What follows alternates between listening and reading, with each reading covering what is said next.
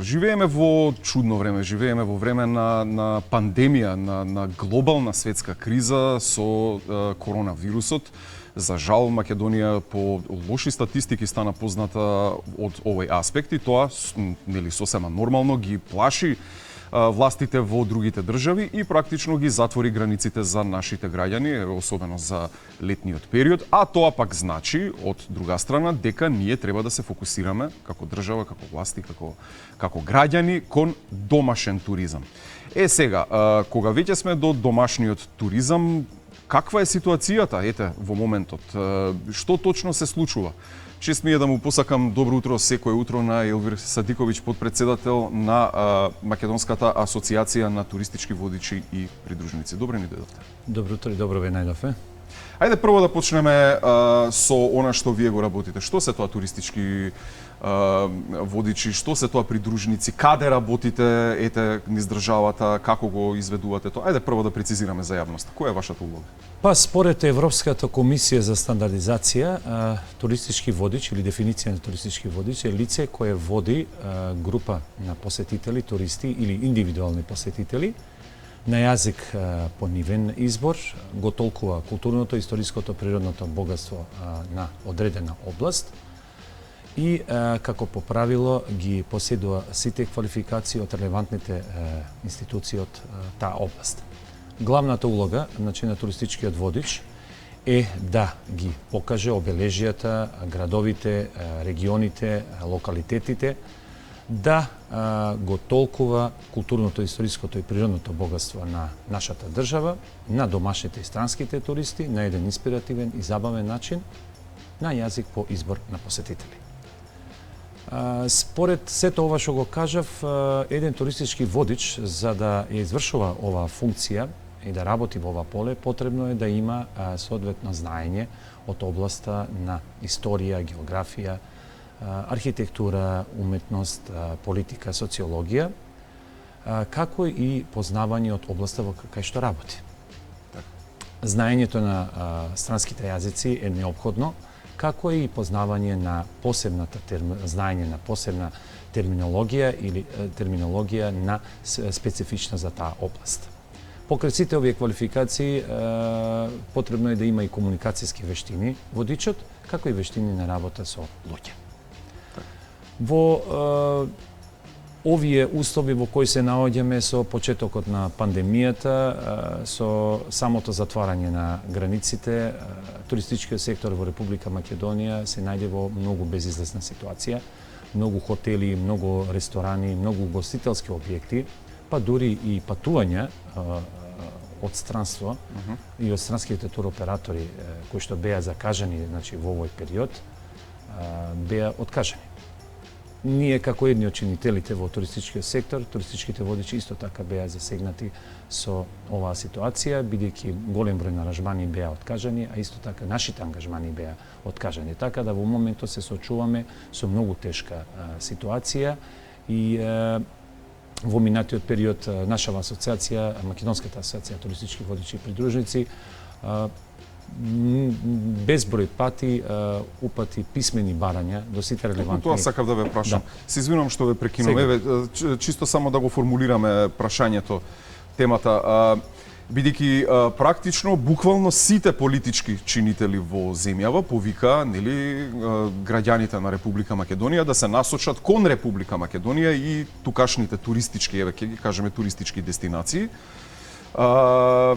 Дали од тој аспект имавте каква било помош од техничката влада, нели? Техничка влада има. Како што веќе кажав, веќе го поставивте и прашањето, самиот почеток на пандемијата, значи ние се најдовме во многу тешка и безизлезна ситуација. Владата односно техничката влада донесе пакет економски мерки со цел да се обештетат, значи чинителите во туристичкиот сектор, како што се хотели, угостителски објекти, ресторани, туристички агенции, меѓутоа за жал туристичките водичи и придружниците воопшто не беа вклучени во тие пакет мерки. Ние како асоциација, односно Македонска асоциација на туристички водичи и придружници, безброј пати преку писмени барања се обративме до релевантните институции со барање, бидејќи сме едни од најпогодените во оваа ситуација, побаравме финансиско обештетување или финансиска поддршка од владата, меѓутоа до сега немаме никаков одговор. Крајно сме револтирани поради нивното игнорантско однесување, бидејќи ние сме исто така еден многу битен сектор во туристичкиот бизнис и сметаме дека ни следува финансиска поддршка од владата. Особено дотолку повеќе што другите аспекти од туристичкиот сектор се покриени. Апсолутно. Во целост сите се покриени, меѓутоа за жал туристичките водичи и придружници некако како да сме маргинализирани и воопшто не обрнуваат внимание во оваа ситуација, меѓутоа ние мораме да им потенцираме и еве ќе кажеме јавно дека туристичките водичи се едни од најбитната алка во туристичкиот сектор, бидејќи првиот контакт, првите впечатоци, првите импресии на групите, туристичките групи при посета на Република Македонија, ја добиваат преку нас. Ние сме првото огледало, односно вистински амбасадори во вистинска смисла на зборот на нашата држава, пред сите туристи кои што доаѓаат тука. И да почне да се намалува бројот на новозаразени, секако сите тоа го посакуваме да се стави крај веќе на оваа состојба. И да се олабават контролите при границите и така натаму, да почне да има инфлукс на туристи. Секако вие би требало да останете во прв ред на пречекување на туристи од странство и така натаму, да ги представувате, едноставно да представувате Македонија онака каков што е. Кажете ми, кога ги поднесовте овие барања до владата? Дали беше непосредно пред изборите или има малку подолг временски период? Со самиот почеток на кризата во март месец, со официјалното прогласување на пандемијата COVID-19, Македонската асоциација на туристички водичи и придружници веднаш презема низа мерки во смисла поднесовме повеќе барања до релевантните институции. До Министерството за економија, до владата на Република Македонија, збориме во месец март, пред изборите во нашата држава, меѓутоа, како што ви кажав, за жал немаме никаков одговор до сега. Ние ќе продолжиме и понатаму, со нашите заложби и напори, ќе бараме од владата финансиски да бидеме обештетени или поддржани во некоја мерка, бидејќи се работи за една бројка над 1000 туристички водичи, кои што моментално фигурира и кои што ние според некои податоци нашата асоциација ги има, така да нашите заложби и напори ќе продолжат и секако дека од новата влада која што ќе се формира, исто така ќе побараме во идниот период да не поддржат, односно финансиска да ни дадат поддршка, бидејќи според сите анализи, податоци, информации кои што ги добиваме, сезоната, ова туристичка сезона веќе е замината за сите нас кои што сме во туристичкиот сектор, меѓутоа сите индикации укажуваат дека и 2021 година е неизвестна, дека се уште нема никакви информации за резервации или некоја најава на доаѓање на странски посетители тука, така да и 2021 година ќе биде многу неизвестна за нас. Па веројатно тоа е затоа што светот се подготвува за така наречениот и очекуван втор бран. Се очекува да, според, за жал, светските експерти, за жал да земе и уште поголем замав од ова што сега во моментов се случува, што за нас реално звучи страшно, бидејќи бројките се такви какви што се. Ајде малку да кажеме за самата асоциација, да ни кажете нешто за вашата асоциација. Македонската асоциација на туристички водичи и придружници формирана е во февруари 2020 година, оваа година, пред самиот почеток на пандемијата. Составот на Македонската асоциација во една изјава нашиот претседател Димитар изјави дека е составена од ветерани. Во самата асоциација се наоѓаат луѓе кои што имаат долгогодишно работно искуство. Самата асоциација во управата на асоциацијата се наоѓаат луѓе кои што се професори во областа на туризмот, па дури и значи луѓе кои што има соодветно стручни се во областа на туризмот. Асоциацијата е формирана со цел да ги обедини и да ги штити интересите на туристичките водичи и придржници. Значи, како една асоциација во која сите ќе членуваат и самата асоциација ќе работи да ги штити интересите на туристички водичи и придржници, а и секако да ги постави повисоките критериуми на нашата професија во институциите. Нашата асоциација има статут, има значи план и програма на активности, меѓутоа за жал со самиот почеток на оваа пандемија, сите тие планови активности веќе беа ставени во друго светло, ако можеме така да кажеме, бидејќи самата криза, односно пандемијата не прекина во нашите активности, меѓутоа тоа не значи дека и понатаму ние ќе нема да функционираме. Целите и стратегијата на нашата асоциација е да ги промовира значи туристичките водичи и придржници. Значи во нашата држава со цел да се обезбеди една квалитетна и професионална услуга кон гостите, односно гостите кои што доаѓаат во нашата држава. Исто така е да создава квалитетна и квалификувани едукативни семинари, каде што ќе создаваме значи професионални и стручни водичи. Исто така една од целите на нашата асоциација е да исто така ги промовира, штити, како што веќе кажав, интересите на туристичките водичи и придружници, а исто така е и да укаже на институциите дека сме битни чинители во туристичкиот сектор и дека при посета на странски гости, домашни гости, неопходно е да се има туристички водич и придружник значи, во државата. Тоа се еден дел од целите кои што секако имаме многу повеќе, меѓутоа нашата асоциација ќе работи совесно и одговорно со цел да ги штити интересите на нашите значи членови и да работи со цел да ги промовира што повеќе значи нашите водичи и придружници. Така. Сакам да ве прашам во однос на интересот. Знам дека кај странските туристи тие се практично научени да користат туристички водичи и придружници, особено за места каде што не биле, дознаваат нови работи и така натаму. Историјат на места, споменици, се што е, да речеме, интересно при посета на една странска земја. А каков е интересот кај македонските туристи за користење туристички водичи и придружници? За жал, мал е интерес. Ние неколку пати кажавме, гледаме дека самата влада донесе нов проект Летувајте дома или Дома си е дома, во кој значи беа вклучени повеќе беа дадени ваучери за користење од страна на туристичките агенции и беа значи и се доделувани ваучери на граѓаните. Меѓутоа во целиот тој проект ние како туристички водичи како да сме земени.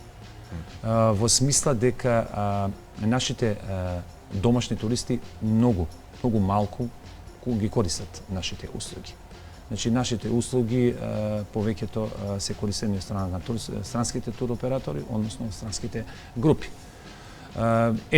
Добро прашање, би сакале исто така, една од целите исто така на нашата асоциација е да укажеме на институциите во државата дека сепак во државата треба да се користат туристички водичи и придружници, односно туристичките водичи во внатрешноста на државата, заради тоа пошто ние сме квалификувани, имаме соодветно стручно знаење за тоа, а секако на еден професионален начин можеме да го презентираме значи културното и историското богатство на нашите гости.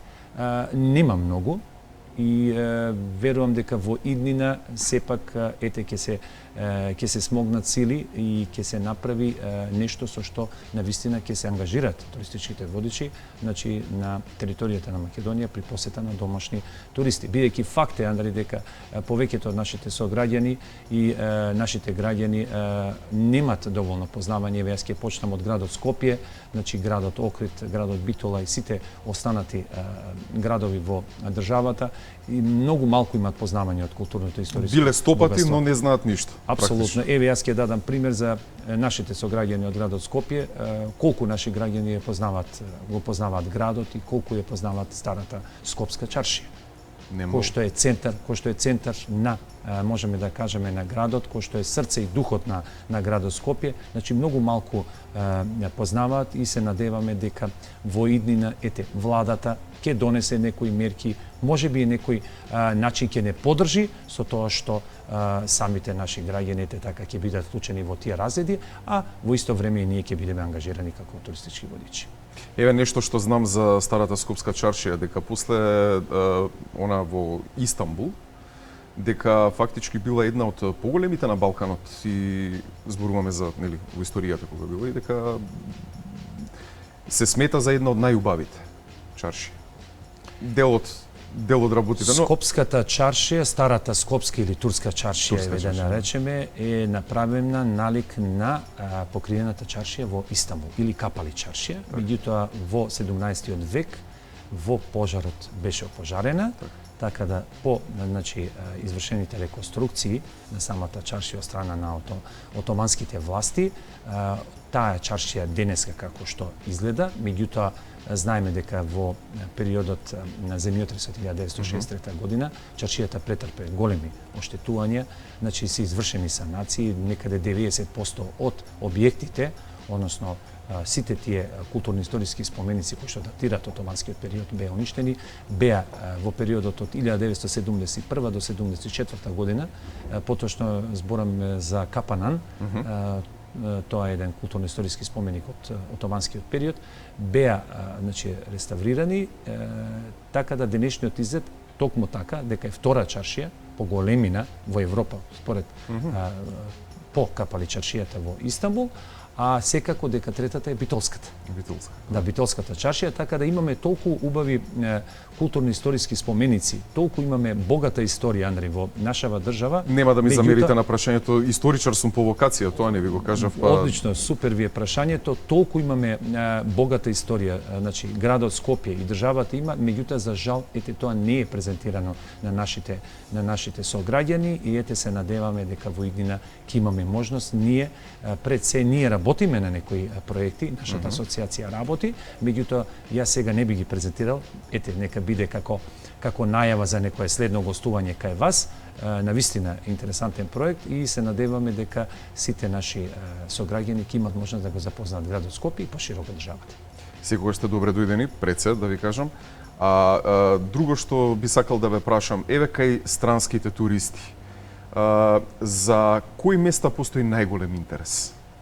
Од аспект на туристички водичи. Видете, во програмата на странските туроператори и туристичките агенции, нашата држава е планирана како дел од програмата на тие балканските рути или европските рути.